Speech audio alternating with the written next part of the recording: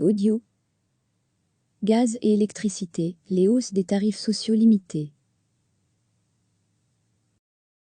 Un nouveau système de limitation des hausses des tarifs sociaux, sur base de la proposition de la CRE, Commission de régulation de l'électricité et du gaz, sera bientôt mis en place.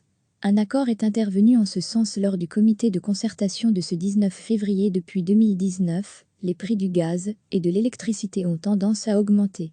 Le gouvernement fédéral, sous l'impulsion de son ministre de l'économie, a déjà gelé à 2 reprises les tarifs sociaux du gaz et de l'électricité. Cependant, conformément aux dispositions de 2 directives européennes, de 2009 et 2019, et aux avis respectifs du Conseil d'État et de la CRE, ce gel temporaire n'était plus renouvelable, explique le cabinet de la Première ministre Sophie Wilmès, MR.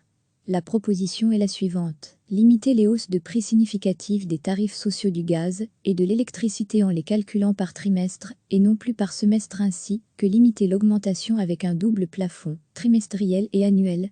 Pour l'électricité, le plafond trimestriel est établi à 10% et le plafond annuel à 20%. Pour le gaz, le plafond trimestriel est limité à 15% et le plafond annuel à 25%.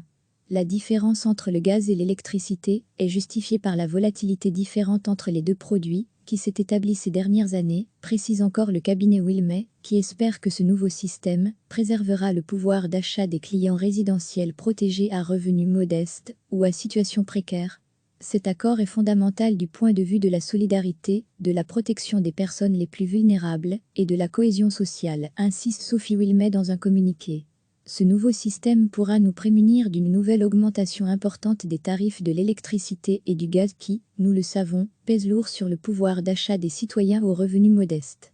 Il est donc important que le tarif n'augmente pas trop brusquement et trop fortement. Le tarif social pour l'énergie est destiné aux familles et aux personnes vulnérables, ajoute de son côté Nathalie Mühl, CDEV, ministre fédérale de l'économie. Il est donc important que le tarif n'augmente pas trop brusquement et trop fortement. L'année dernière, nous avons gelé les tarifs pour éviter une augmentation excessive des prix. Entre-temps, nous avons élaboré une solution structurelle sous la forme d'un plafonnement des augmentations de prix. Les fortes hausses de prix, comme celles qui menaçaient de se produire l'année dernière, ne seront donc plus possibles. En outre, les prix seront désormais ajustés trimestriellement au lieu de tous les 6 mois.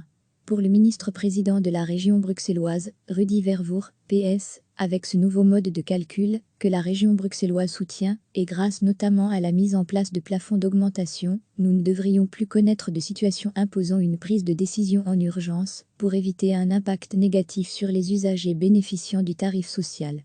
Près de 500 000 contrats d'électricité et 300 000 contrats de gaz naturel suivent le tarif social, précise la Première ministre. Les prochains tarifs sociaux pour le gaz et l'électricité s'appliqueront à partir du 1er juillet 2020. Cela donnera aux fournisseurs suffisamment de temps pour mettre en œuvre ce nouveau système. Recevez chaque matin l'essentiel de l'actualité. Cliquez sur s'abonner pour recevoir les dernières nouvelles.